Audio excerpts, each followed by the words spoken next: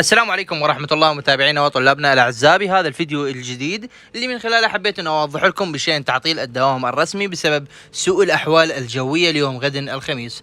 طبعا هناك الكثير من المحافظات وعلى رأسها بابل أعلنوا عن تعطيل الدوام وبعدين نفوا، بعدين أعلنوا وبعدين نفوا، ولحد هاي اللحظة ماكو قرار رسمي. طبعا احب انه ابلغكم بالنسبه لتعطيل الدوام الرسمي لحد هذه اللحظه كل محافظات العراق غدا دوام رسمي، ولا يوجد هنالك اي نيه للتعطيل. يعني بالنسبه لمحافظه بابل اعلنت بحسب المراسلين الخاصين لجريده الصباح، اعلنوا انه يوم غد دوام رسمي ولا يوجد هنالك اي نيه للتعطيل. لكن في حال انه وردت اي نوايا بشان تغيير الاخبار بشان تعطيل الدوام وكل هاي التفاصيل، باذن الله راح ننزل لكم اياها تباعا عبر قناتنا التليجرام. رابط قناتنا التليجرام طبعا في خانه التعليقات، اول تعليق التعليق المثبت.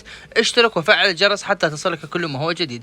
ايضا يا متابعينا وطلابنا الاعزاء، اللي كثير من الاخوه والاخوات جاي يسالونا بخصوص المراكز الامتحانيه الخاصه بطلبه الخارجي، متى موعد يعني اصدار المراكز الامتحانيه وكل التفاصيل المتعلقه بطلبه الخارجي. طبعا حبيت انه اوضح لكم شيء معين، انه المراكز الامتحانيه باذن الله سوف تنزل في القريب العاجل، فانتم اشتركوا في القناه وفعلوا الجرس حتى يصلكم كل ما هو جديد.